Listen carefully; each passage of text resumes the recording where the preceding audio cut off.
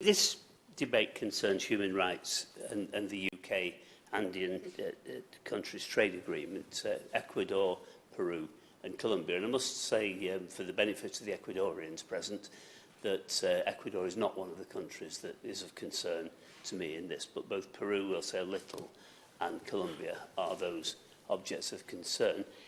It's common agreement, Mr. Sharma, that that any trade agreement nowadays goes beyond merely the management of trade flows between different countries.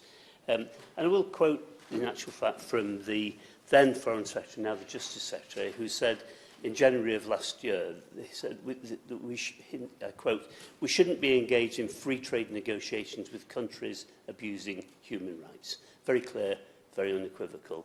The Minister of State in the Foreign Office, the Honourable Member for Braintree, said in July of last year, it told the Commons that commitment to human rights is a foundation stone of our foreign policy.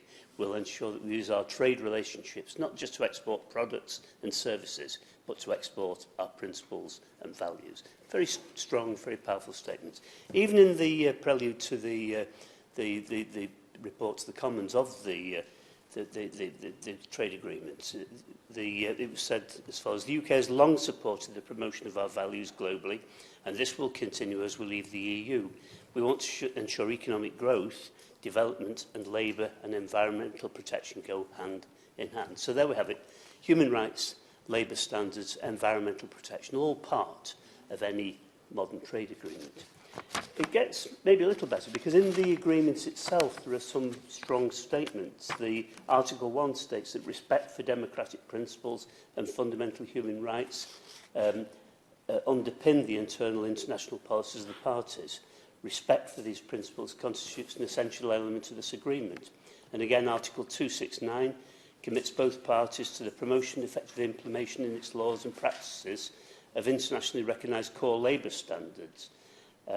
But, of course, sadly, there is no mechanism to enforce this. No sanctions, no discussion of what we do when things go wrong.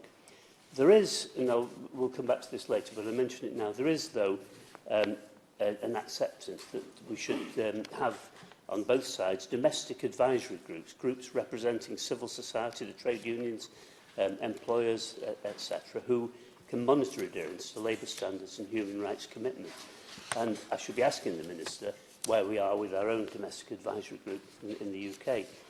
But, Mr Sharma, the problem that we face, though, is this, is that, and I'll start with Peru, an easier case in many ways. Peru's generates concern, really, around environmental standards. And they go back to 2017, when Peruvian civil society's representatives and those who helped them in Europe filed a complaint with the European Commission, which was then the guiding trade agreement, before the European Commission, given against the Peruvian government failing to comply with environmental and labour obligations under the free trade agreement with the EU. The Peruvian government still continues to not establish clear objectives and indicators to monitor progress to tackle these big environmental and labour issues. So there is concern about Peru. But it is Colombia that I want to turn most of my remarks to. Colombia, a country which I've known reasonably well over many years now, a country which rather sadly came through an horrendous civil war that in a way continues, but nevertheless that at least did reach in part a negotiated solution. However, that hasn't stopped the huge erosion of basic human rights, the right to life, as well as other important issues. I will indeed. First of all, can I commend the Honourable Gentleman? He often brings things to this Westminster Hall and human rights issues where he and I are on the same page, and today I'm on the same page as he is as well. But does the Honourable Member not agree that whilst we welcome the fact that the respect for democratic principles, fundamental human rights and the rule of law constitutes and what should be an essential part of any agreement, that we need to be addressing, and not simply in words but in actions, that we will not continue to trade with those whose flagrant and disregard for abuse of human rights is prevalent and persevering. The Honourable Gentleman, I believe now, is going to illustrate that and what's happening in Colombia with the land grabs, the murders of peasant people, and those who are in authority have a disregard for life itself. Well, I'm grateful for the support from the Honourable Member for Strangford. He's absolutely right in the remarks he makes, and I will continue exactly with that theme. The United Nations High Commissioner for Human Rights has information about 196 human rights defenders, those who are there to protect the population more generally, those who go out of the way to act as a human shield. 196 of them killed in 2021. They've been facing increasing death threats in the aftermath of protests last year, and in the first 24 days of this year, 10 human rights defenders have been murdered. The International Trade Union Congress has rated Colombia one of the worst countries in the world for workers' rights, and documents 22 trade unionists who've been murdered in the last year. It's one of the most dangerous places in the world to be active in a trade union, of course. Thanks very much,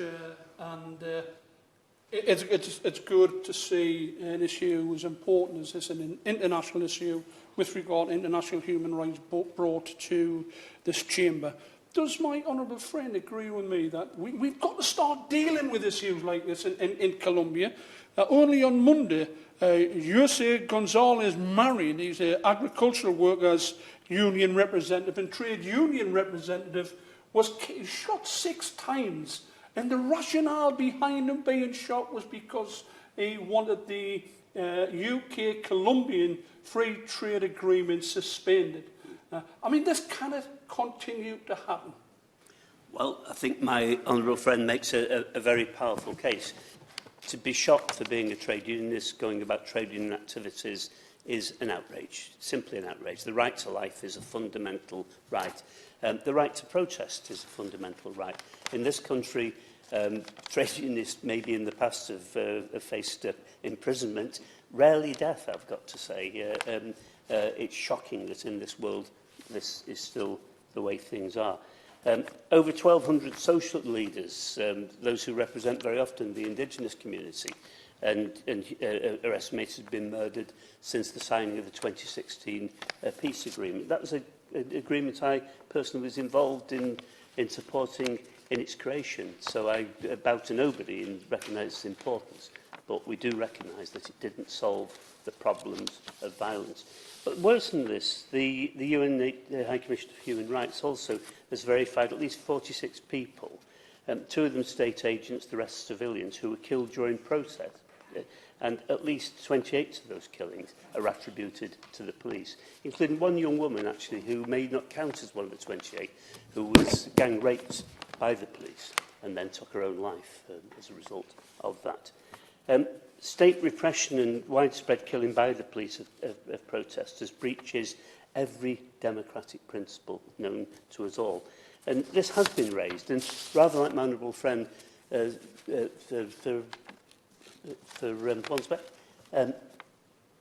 Wansbeck, the question does arise about what is the remedy, because of course the problem with the Andean Agreement is that it makes no demand ultimately on the authorities in Colombia or indeed in Peru.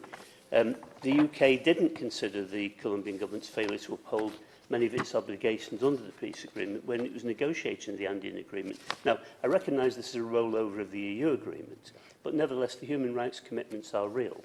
And despite the violations which contravene the commitment of the Colombian government, that government has failed to live up to its own expressed intentions.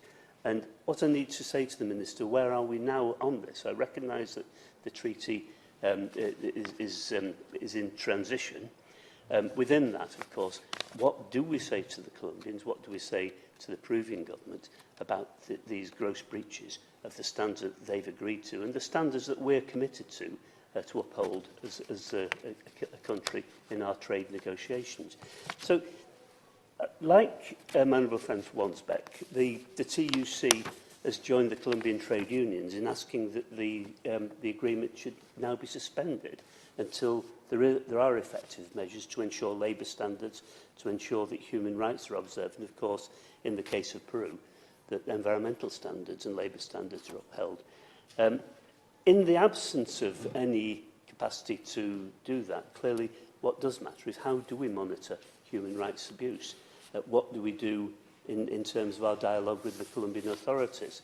I've said before, Mrs Sharma, that there is provision in the treaty for the establishment of domestic advisory groups that ought to be able to sample through civil society, through trade unions, through employers' organisations, through civil organisations, NGOs and the like, what the situation is on the ground and be listened to, because only by listening away from government sources do we get the real information on the ground. I've listened over the years, I've got to say.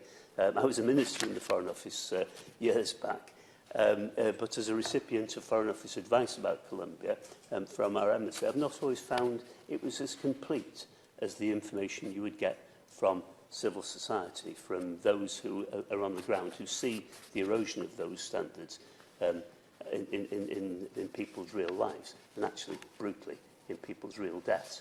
So, Mr Sharma, where are we up to with the establishment of the domestic advisory groups? And because it is so important that we now do have the capacity to monitor and the capacity to raise and inform, and where appropriate, to give real criticism, and to look at whether we want to be part of a trade agreement that is now so lacking in enforcement.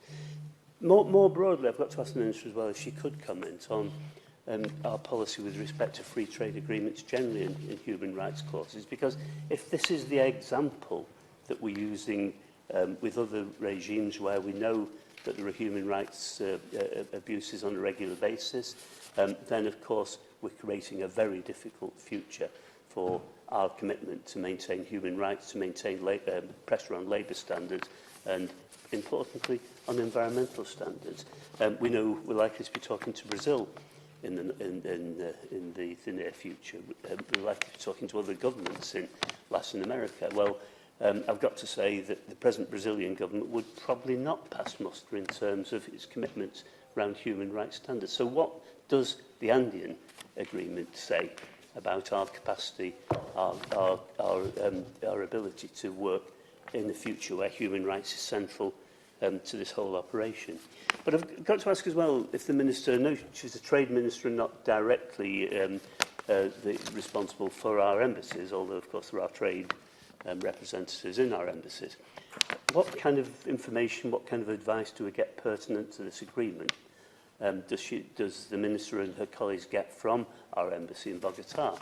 I think the Ambassador is due to speak to groups of MPs in the not too distant future, so I hope we'll have the capacity to hear directly, but of course an Ambassador will give a little, just one sec, the Ambassador will give a little more information, I think, to Ministers than perhaps he'd simply give to backbench MPs, however interested in Colombia I am. Thanks very much for giving way. I mean, does my honourable friend agree with me? We would expect within these free trade agreements and arrangements and discussions and negotiations that the human rights issues in those particular countries are discussed and ironed out. Because, you know, the honourable gentleman has just explained how many people have been killed only this year, and it continues.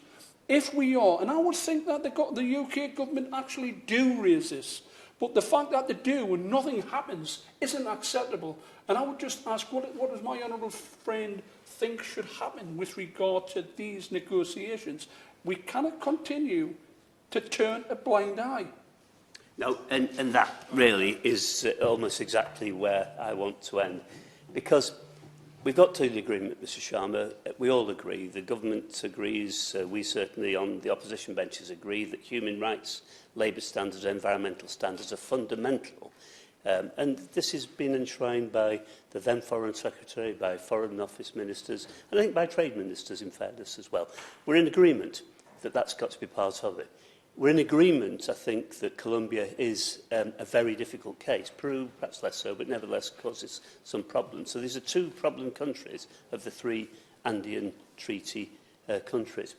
In that context, what is the value of writing human rights clauses into an agreement if, in the end, the result is absolutely nothing is done with this level of erosion? So we've got to rethink the way we do things. We've got to rethink whether there needs to be sanction, whether there needs to be a roadmap that's delivered that says we expect change and transformation.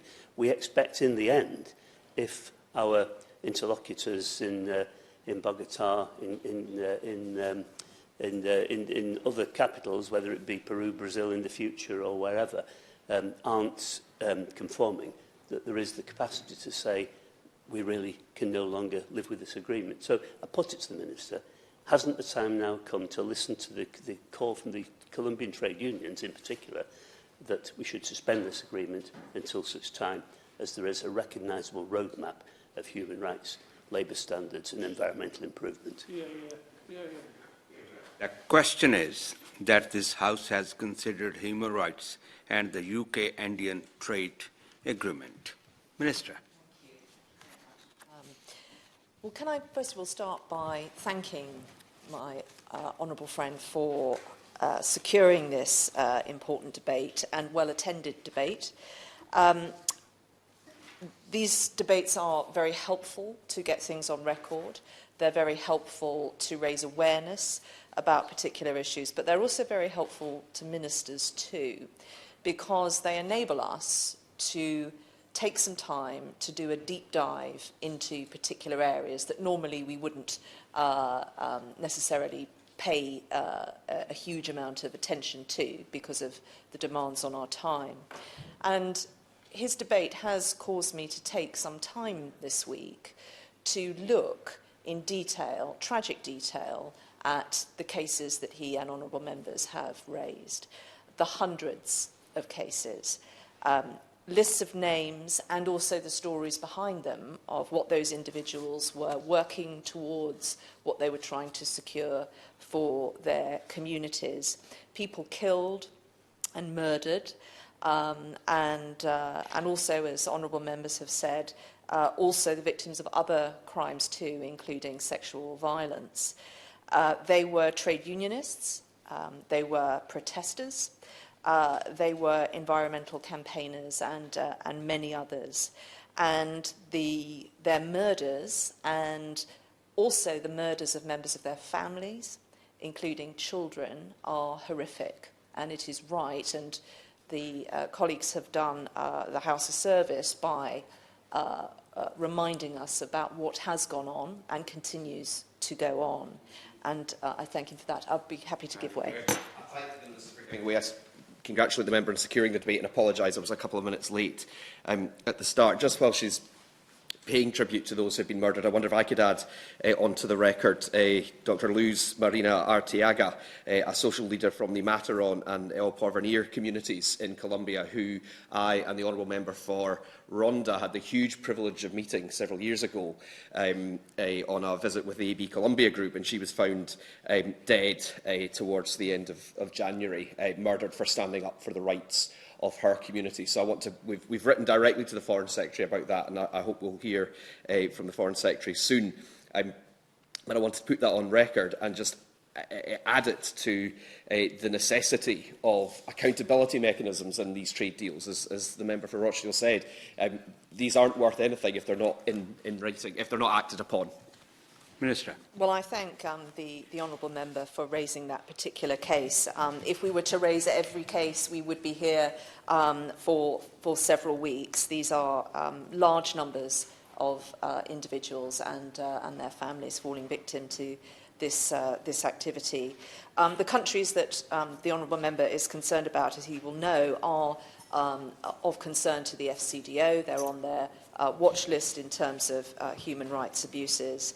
And as well as the levers that government has, which I will come on to, we have a huge amount in the UK that we can deploy to try and improve this situation. And as part of that suite of things that we have to offer as a country, our trade unions are part of that. And quite often when we talk about Global Britain, we don't talk about what they do. But I know from previous roles that I've held that they do a tremendous amount to build capacity, to highlight the plight of vulnerable individuals. And we have done good work, I think, both in terms of the FCDO, but also other departments, Department for Work and Pensions, for example, with regard to trying to use the knowledge and expertise that are there to grow capacity in that, in those organisations elsewhere. But government itself can be a catalyst to trying to get reform, to improving human rights around the world. And in formulating our policy, and I hold the brief for our trade policy, I am trying to balance off what the best way of doing that is. I'm very conscious that trade in itself is a force for good. Our trade dialogue enables us to have a platform to raise these issues. Just in autumn last year, 2 ministers, me being one, from our department, went and discussed with Peru issues related to trade and were able to raise other issues alongside that debate. It is also important for poverty alleviation, and I am very conscious that as we come out of the pandemic and we hopefully recover swiftly from that economic blow, enabling the barriers to trade to be removed is a vitally important component part of that. I am also acutely aware that the communities that honourable members have raised this afternoon have suffered terribly during the pandemic. Many of them have lost millions of jobs, and those individuals have little or no state support. And so they are more vulnerable. They are more vulnerable to exploitation. And so the organisations and civil society voices and trade union voices that we want to strengthen are increasingly important at this time. We have many other tools in government outside of our trade negotiations. We shape our funding programmes, our ODA programmes to reflect this. To give him an example from another situation, we reshaped our ODA programming following the Rohingya crisis in Myanmar. We still wanted to work there. There was a need for us to be there, but it was not appropriate to continue as we had been, and so we do adapt. Our policies are not set in stone. They can adapt, and again, our FTA policies and programmes enable us to do that. We have spent to date 68 million through the Conflict Stability and Security Fund to support the implementation of a peace agreement in Colombia, as he will know. And as I said, that country is on the FCDO's human rights priority country watch list. Our minister has met with human rights defenders and social leaders in last year in November to talk extensively about these issues. Yes. There's 14 community activists being killed already this year, and there's been 13 massacres.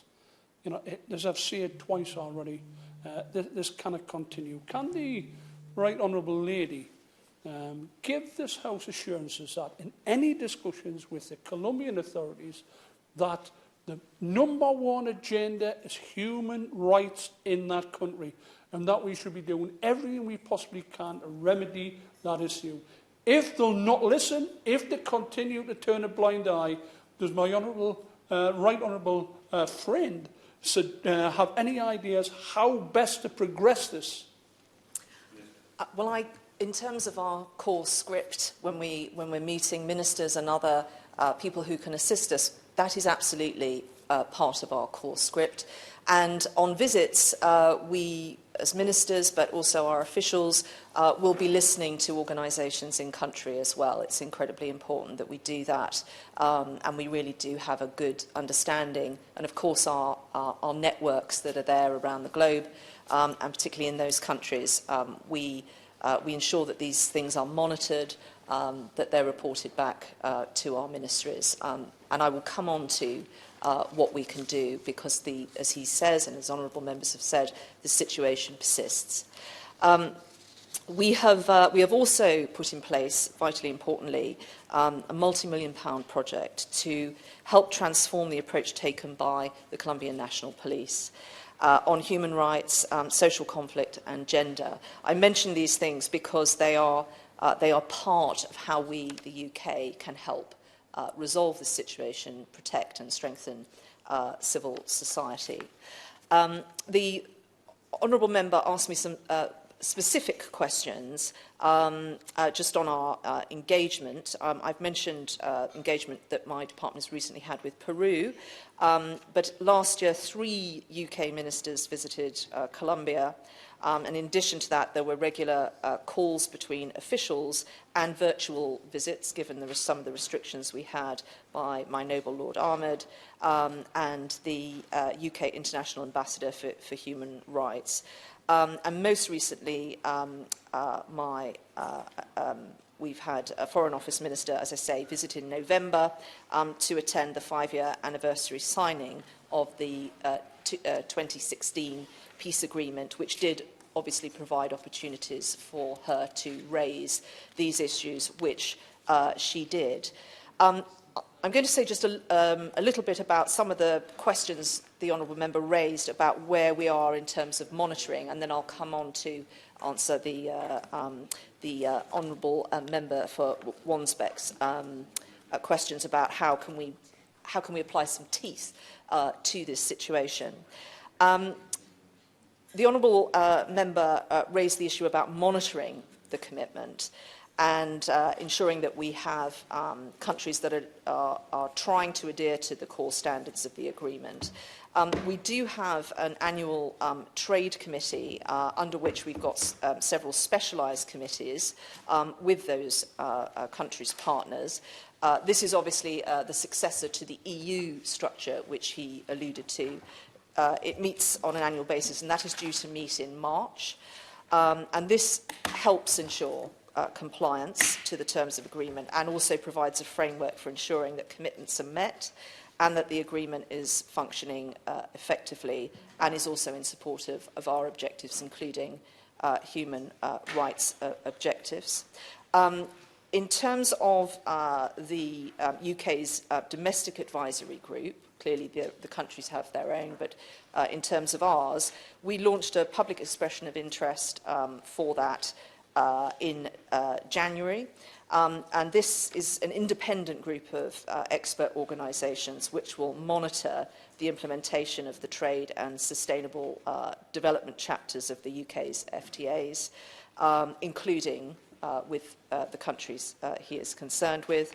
And the UK's DAG is expected to be in place shortly in this year, and engagement with the UK government and partner countries will be regular and ongoing.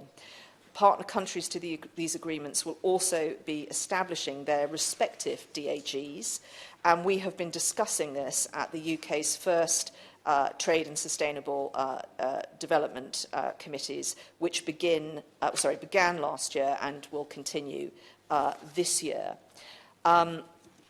We've got regular discussions with these countries at minister and official level, and our annual trade committee and associated subcommittees provide a platform to do this. The countries' trade agreements include binding TSD provisions on both labour and environmental standards, and provides for an annual TSD committee, which I have already alluded to. These are an opportunity for the UK to raise concerns with partner organisations, and we will do so. But that is how we will monitor what is happening. What honourable members want to know is how will we apply some teeth to this. In our FTAs, clearly we take a bespoke approach to our FTAs, but all our FTAs contain either chapters or parts that are based on human rights, and those differ, and they have different focus depending on the particular needs of the situation that we're dealing with. There may be chapters, for example, on gender, on Indigenous people, and that is what good looks like in an FTA. That is what we work to. The reasons for doing that are not just because it's a nice thing to do. Order. Should I read it? The question is that this House has considered human rights and the UK-Andean Trade Agreement. As many as are of that opinion say aye. Of the contrary, no. I think the ayes have it. Ayes have it. Order.